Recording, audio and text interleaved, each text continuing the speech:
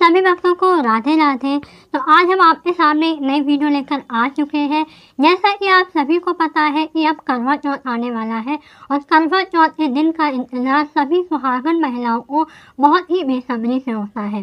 खास तौर पे जिनकी अभी शादी हुई है, जो नव विवाहित महिलाएं हैं, उनको इस दिन का बहुत ज़्यादा इंतजार होता है क्योंकि ये उनका पहला करवा चौथ होता है। जिन महिलाओं की अभी शादी हुई होती है वो बहुत ही ज़्यादा बेसब्री से इंतज़ार करती करवा चौथ आने का, क्योंकि उनके मन में बहुत तरह की उमंगें जागती है कि मैं इस तरह से अपना श्रृंगार करूँगी या मैं ये लहंगा पहनूंगी। उनके अंदर बहुत ज़्यादा उमंगें होती हैं करवा चौथ को लेकर कि मैं अपने पति की लंबी आयु के लिए बहुत ही अच्छे से विधि विधान से पूजा करूँगी। तो आप लोग भी अगर पहली बार करवा चौथ का व्रत कर रहे हैं तो इस वीडियो को पूरा एंड तक देखिए, क्योंकि ये जो वीडियो है वो आप सभी के लिए बहुत ज़्यादा सहायक हो सकती है। करवा चौथ का व्रत सुबह से लेकर शाम तक निर्जला रखा जाता है।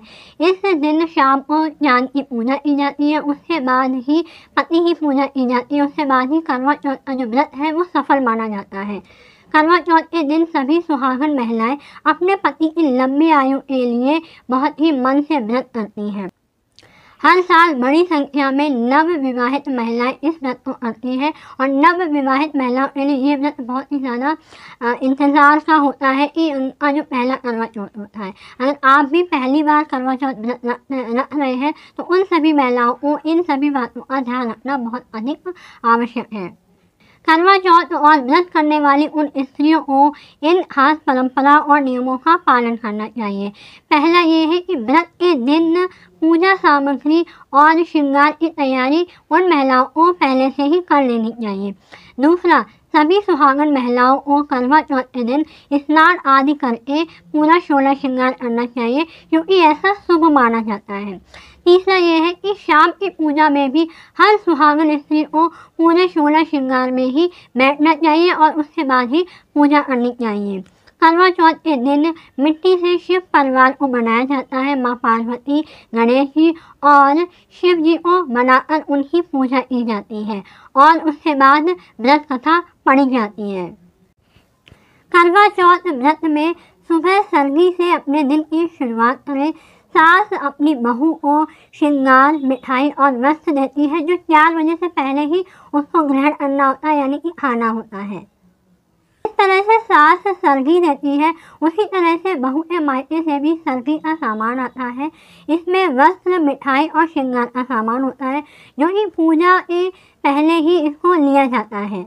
करवा चौथ के व्रत की जो कथा है वो पूरे मन से पढ़ना चाहिए एवं सुनना चाहिए, क्योंकि जो व्रत की कथा है वो पूरे विधि विधान से ही सुनना चाहिए, क्योंकि ऐसा शुभ माना जाता है।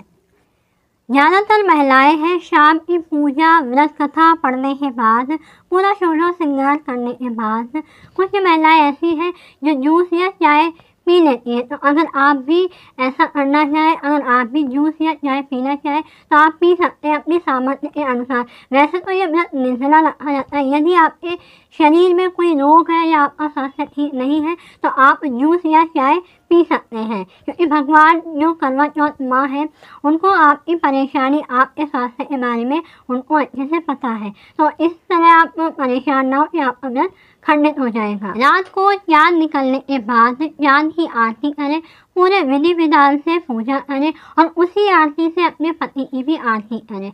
उसके बाद चाँद को जल अर्घ्य दें, उसके बाद चलनी से चाँद को देखें। जब आप चलनी से चाँद को देख लें उसके बाद ही आप अपने पति को चलनी से देखें। उसके बाद आप अपने पति के हाथ से ही पानी पिए, फिर अपने पति को मिठाई और व्यंजन खिलाएं। इस दिन का जो इंतज़ार है सभी नव विवाहित महिलाओं को बड़ी बेसब्री से होता है और हर सुहागन महिलाओं को इस व्रत का इंतज़ार रहता है। तो अगर आपको मेरी दी हुई जानकारी पसंद आई है तो इस वीडियो को लाइक कीजिए, शेयर कीजिए और जितना हो सके अच्छे अच्छे कमेंट कीजिए। और अगर आपने अभी तक मेरे चैनल को सब्सक्राइब नहीं किया है तो सब्सक्राइब कर लीजिए, क्योंकि ऐसे ही आपको जानकारी भरी वीडियो मिलती रहेगी। मिलते हैं नई जानकारी के साथ, तब तक के लिए राधे राधे।